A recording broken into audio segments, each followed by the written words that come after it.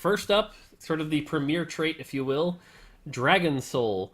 The way Dragonsoul works is the first ally to take damage gets a buff, and then every fifth attack after that, they fire a shot that deals 40%, 80%, 200% max health, as well as they gain some attack speed and spell power. Any comments here? New tall vertical should be a lot of fun to play. Very, very well rounded. I think it'll be one of those compositions that players who are kind of coming back to TFT will gravitate towards and be able to just kind of pilot really easily, which is super cool. And it's really flashy. It's got a really nice visual effect associated with it that's quite fun to watch. So Speaking of that, I'm going to pull that up on screen here so they can see that. But you can see here Olaf shooting the big old beam. Pretty cool. Passes to Tristana. Although you're kind of blocking Tristana, that's my fault. But yeah, so I think what's interesting about this trade is, like you said, it's really flashy, really cool to see, whether it be like Shyvana or Olaf get this buff, things like that. But I also think this is one that a lot of players might struggle with, just because it's like, you can't just throw it in and be like, surprise, it works. You kind of have to plan around who's going to get the buff, where that's going to end up, and who's going to utilize it properly. If it gets stuck on Braum for the whole game, for example, that can be pretty bad. yeah. Yeah, go ahead. Oh, I was just gonna say, I suspect we might massage a little bit some things on the PBE with like how it necessarily like triggers. Yeah. Just because we've noticed in playtests that like sometimes if you position poorly, no one on your team will get Dragonsoul because like you're running 3 ranged Dragonsoul right. and they don't have any assassins. Yeah. So it's possible we might change that a little bit just to alleviate some of that because, like you said, there's a lot of subtlety going on there that I think players might not catch up on right away. So. We'll see. Yeah, I forgot about the playtests where, again, like 3 ranged Dragonsoul, none of them take damage, no one gets the buff. Those definitely feel a little awkward, and like you said. Yeah. And yeah, I should have called that out at the beginning here. This is what's going to PBE, but if you've played TFT at any set before, what ends up happening on PBE is we're usually changing things literally every day up until launch. So expect a lot of changes from here, but this will be your warm-up to what's going to PBE. So, cool. All right, let's talk about the champions. So we've got Brand first, Dragonsoul Mage. The way I look at Brand, pretty standard, but kind of replaces the Nami, where it's like some damage, some CC. But the crazy thing I think a lot of people are going to deal with here is the fact that this spell can miss. Yes, it can. I think one costs are one of the areas where we can do variants. We've seen this with sort of like Nidalee, Twisted Fate, like how much is he doing? Brand is very similar in that when he hits hard. He does a nice chunk of AoE damage and he stuns. But when he kind of whiffs, he might like hit like 1 unit or potentially none. That's kind of rare, but it's a potential. So we'll see how that ends up feeling. But definitely some variance here with Brand that you didn't get with Nami at all. Yeah, like you said, if he hits a group of like 3 or 4, it's a lot of damage. So. Oh yeah. I've also seen Luden's Brand do really well, because like I said, you get the CC off the Luden's proc, kind of like Nami here, and he's got a 50 mana, so that's pretty good. Absolutely. The other thing to call out, by the way, is every Dragonsoul champ has higher base MR than normal, sort of a throwback to our old dragon trait, if you will. So, not going to give him magic immunity or anything, but... Yeah. Maybe a little powerful, so... Yeah. All right, and then we have Tristana, the Dragonsoul Sharpshooter. 40 mana, kind of reminds me of Galaxy's Kog'Maw, actually, where it's like short mana and then rapid attack speed with extra damage. Does that sound about right? Yep, absolutely. Definitely sort of a hybrid between Vayne, who's been removed from the set, and Kog'Maw, this sort of fast attacking, bonus damage dealing champion. Not true. But currently, when we go to PBE, the magic damage does not fall off with successive bounces, so you'll get that sort of Vayne sharpshooter feel from her while being more attack speed oriented. Yep. Yeah, the other thing to call out here is, so you have Tristana, who has the attack speed buff, then is Dragonsoul, so if you can get the buff on her, her attack speed can get really nutty really quick, makes her an excellent static Shiv user, things like that. So I expect this. We've seen some like sharpshooter Dragonsoul comps with 3-star Tristana in our playtest, right? Yeah, she's, for a 1-cost, she's been performing super well, and I think people have been really happy with just how versatile she is and how well she holds up in a late game, itemized and not itemized. And I do think that both her and Olaf are in a really good position to actually trigger the effect of Dragonsoul fairly frequently. So nice. Cool. All right, on to the next one. Braum. So Braum is back, the premier frontliner, 750 HP, 60 armor, 60 MR, tanky boy for a 2 cost, and then puts up his shield, reducing damage taken by a lot. Any thoughts on Braum? Very, very powerful frontliner.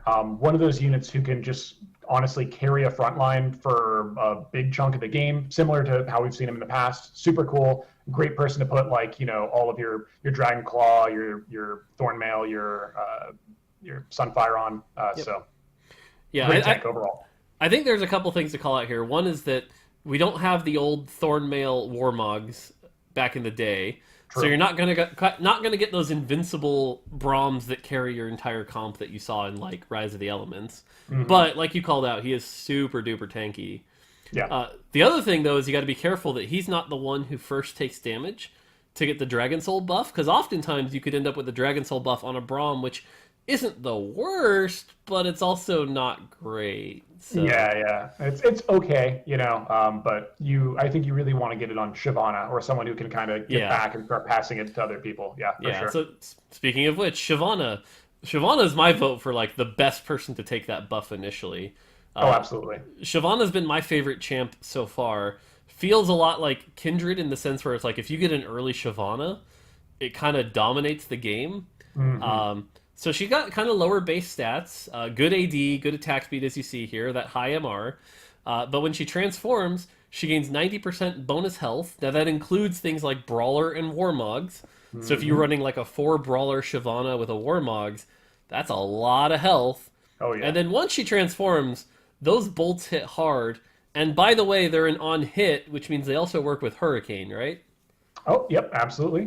Which we've had some discussions about, so we'll see how that ends up going. Also, her burn stacks this time, which it did not in set 1. So she's gotten some love here for sure. One of those units that I think it can be built a little more defensively in Dragonsoul since it provides offensive stats and does really, really well. And in your Brawler comp can be that sort of ranged carry that they struggle to like find or utilize and really just tear up teams from the back line. Yeah, I think that's a good call out. I think she's a great example. Like you put a GA Warmogs, have her solo front line, take the damage, get the buff, transform, go back, and then from there is just a ton of offensive output. I think that's a great way to play her. Cool. Yeah, looking forward to Shyvana. It kind of reminds me of the old Shapeshifter too, where it's just like they get that bonus health, so it feels pretty good. Oh yeah, absolutely. Sweet. All right, next up is Aurelion Sol, the old set 1 laser, blow up the entire enemy team. Little different this time though, right? Yes. So one of the things we talked about when we went into the mid set was Ahri and her placement and her power output such that she was kind of divorced from the mage trait. And Ahri could be run in Vanguard, Mystic, and just put in an Ahri and she does a ton of damage. And she didn't really need that mage trait activated. So we talked a bit about like, well, okay, we're bringing in Aurelion Sol.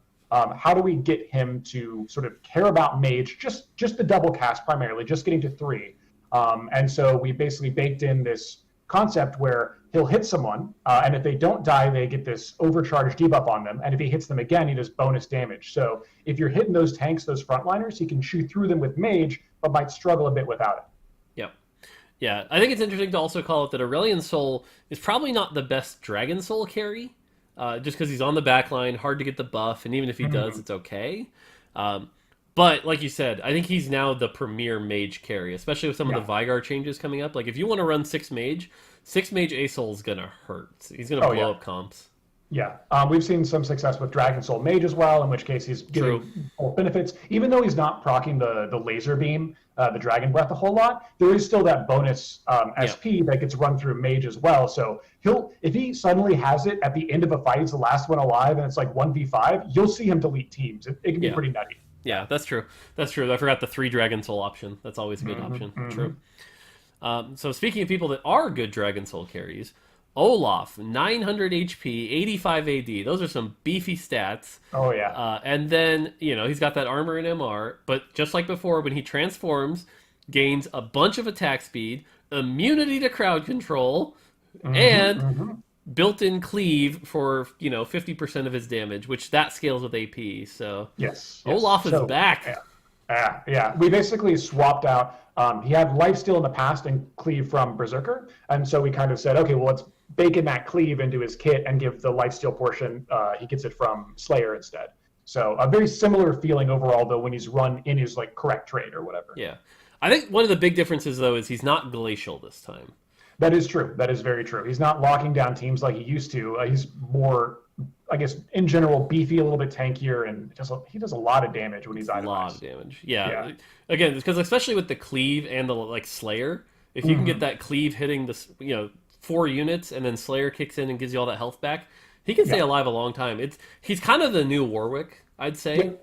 I think there's going to be players that are going to get that moment where Olaf just 1v9s, goes back to full health, and people are going to be frustrated by it. But that's what it takes to be a successful melee carry sometimes. So true. We talked about this a lot when we first made Warwick. Like, what does it take to make a successful melee carry? Olaf definitely has that built-in CC immunity. He has some AoE. It really helps him out. I think we'll be seeing a lot of itemization of RFC and Hurricane, both with him, especially early on. But I'm interested to see how people end up itemizing him as he sort of moves between Dragonsoul and Slayer, and maybe gets run solo in some comps as well. Cool. All right, then for the last Dragonsoul, we have Swain. Now, I will say, as I was preparing these slides, I was like, this is a long ability. But basically, it's like a set 1 reprint, but better? Yes. Yep. He basically got built in some amount of extra armor from what he didn't have it, but Dragon. He's got Shapeshifter built into him a bit, and he has an additional ability. He basically fires off for the duration of his ultimate. So there's a lot going on here. But then his lifesteal was put into the Siphoner aspect, so he did have a little bit taken away from him. Yeah. Now he's been an interesting itemization challenge, because if you try to go like full AP, you get wrecked. He just doesn't. He just dies.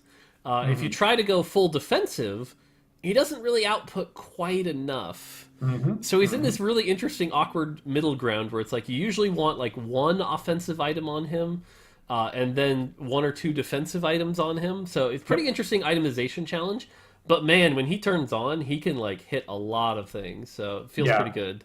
When we first started like messing around with siphoners and what would make a siphoner feel good, the concept of sustain tanking was like right at the top of the list, right? That's kind of what you want to see out of one of these. And Swain absolutely does that. When he turns on his ultimate, you'll see him like, as he's barely hanging on at like 20%, start to like shoot up, and he's like constantly like dipping down and coming back up, and then eventually his ult falls off and he shrinks back down. And so as with most siphoners, definitely susceptible to burst damage, which is why you want those tanky items. But when he works, he's such a treat to watch. Yeah, he's definitely one of the more fun ones. I'll also call it, he doesn't really have any backline access. That's his other big weakness, is he's destroys front lines and melees. But the other thing I'll call out here is if you do manage to 3-star him, you'll notice his range increases to 5 hexes, and he starts hitting for 1,000 damage a second with bolts of 5,000. So I imagine he's going to be one of the more powerful 3-star 5 costs we've ever printed. Yeah, just delete the enemy team in a couple seconds. It's kind of what it feels like. So